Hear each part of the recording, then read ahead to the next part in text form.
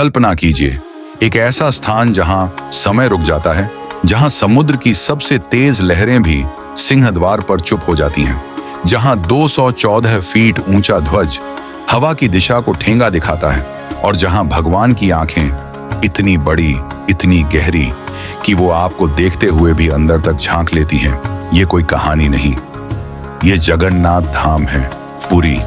एक मंदिर जो सदियों से विज्ञान को चुनौती दे रहा है, भक्ति को नई परिभाषा दे रहा है और हर आने वाले को एक सवाल पूछ रहा है, क्या आप सच में जानना चाहते हैं जगन्नाथ का सबसे बड़ा रहस्य क्या है? अगर हाँ, तो आंखें बंद मत करना, क्योंकि आज हम खोलेंगे वो रहस्य जो कभी किसी ने नहीं देखा। जय जगन्नाथ, यात्रा शुरू होती है अभी। क्या आपने कभी महसूस किया है कि कुछ रहस्य इतने गहरे होते हैं कि विज्ञान भी उन्हें छू नहीं पाता?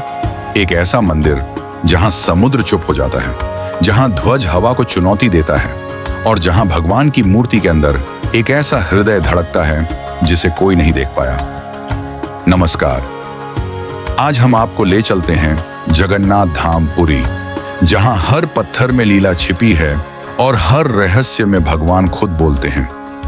अगर आप अंत तक रुकेंगे तो शायद आपको पता चलेगा, जगन्नाथ सिर्फ भगवान नहीं, वो ब्रह्मांड का सबसे बड़ा रहस्य है।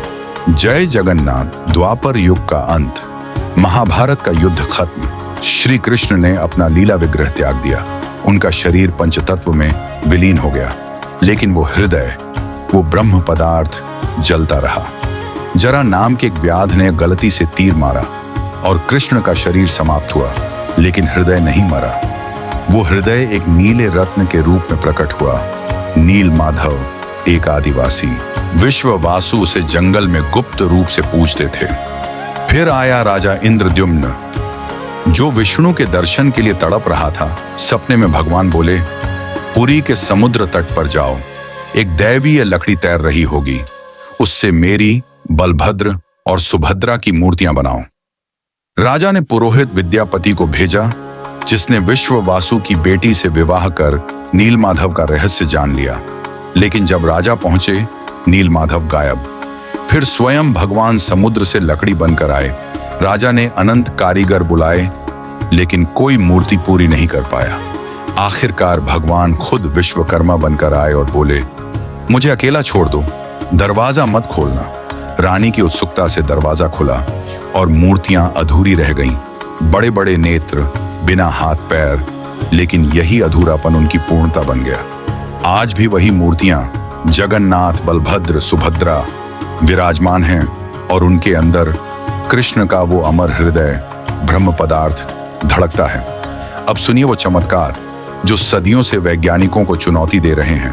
पहला रहस्य, ध्वज का उल्टा लहराना। 214 फीट ऊंचे शिखर पर लगा ये ध्वज हमेशा हवा की विपरीत दिशा में लहराता है। समुद्र से हवा आती है, लेकिन ध्वज जमीन की ओर उड़ता है। हर दिन एक पुजारी बिना रस्सी के चढ़कर इसे बदलता है और मान्यता है, अगर एक दिन भी छूटा तो मंदिर 18 साल बंद। दूसरा, परछाई का गायब होना। मंदिर का मुख्य गुंबद इतना ऊंचा, लेकिन उसकी परछाई कभी जमीन पर नहीं पड़ती। सूरज चाहे जहां हो, छाया अदृश्य। तीसरा, समुद्र की खामोशी। सिंहद्वार के बाहर खड़े होकर लहरों की गर्जना सुनाई देती है, लेकिन जैसे ही अंदर कदम रखते हैं, पूरी खामोशी। बाहर निकलते ही फिर आवाज लौट आती है। क्या यह वास्तुकला है या भगवान की लीला? चौथा, सुदर्शन चक्र का चमत्कार। मंदिर के सबसे ऊपर लगा 8 धातुओं का यह चक्र, किसी भी कोण से देखो वो हमेशा तुम्हारी ओर मुंह करके दिखता है। और 12वीं सदी में इतने भारी चक्र को इतनी ऊंचाई पर कैसे चढ़ाया गया, आज भी रहस्य। पांचवां, नबकलेबारा और ब्रह्म पदार्थ हर। 8, 12 या 19 साल में मूर्तियां बदलती हैं। अंधेरे कमरे में आंखों पर पट्टी बांधकर दैतापति पुजारी ब्रह्म पदार्थ को पुरानी से नई मूर्ति में ट्रांसफर करते हैं। कोई नहीं देखता, और जो देख ले उसकी मौत हो जाती है। ये ब्रह्म पदार्थ क्या है? कृष्ण का हृदय या कुछ और? कोई नहीं जानता। छठा, आकाश का नो फ्लाई जोन। मंदिर के ऊपर न कोई पक्षी उड़ता है। सातवां, महाप्रसाद का चमत्कार। लाखों भक्तों के लिए प्रसाद बनता है, कभी कम नहीं पड़ता, कभी बर्बाद नहीं होता। 7 मटकों में पकता है, और सबसे ऊपर वाला सबसे पहले पकता है। विज्ञान इसे दबाव का खेल कहता है, लेकिन भक्त इसे लीला मानते हैं। ये रहस्य सिर्फ चमत्कार नहीं, ये जगन्नाथ की वो लीला है जो बताती है वो अधूरे रूप में भी पूर्ण हैं, वो दूर से भी पास हैं, वो सबके हैं बिना किसी भेदभाव के। रथा यात्रा में जब जगन्नाथ अपनी गादी से निकलते हैं तो वो कहते हैं, मैं तुम्हारे लिए आया हूं, चाहे तुम किसी भी जाति, वर्ग या धर्म के हो।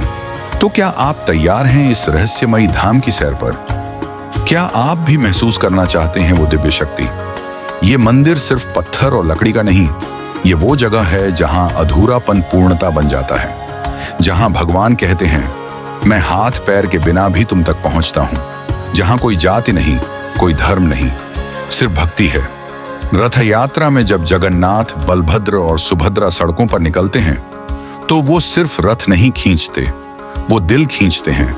लाखों हाथ एक साथ मिलकर रस्सी पकड़ते हैं और उस पल में हर इंसान एक हो जाता है। तो याद रखिए, जगन्नाथ दूर नहीं बैठे, वो आपके अंदर धड़क रहे हैं। उनका हृदय, वो ब्रह्म पदार्थ आपकी भक्ति में जीवित है।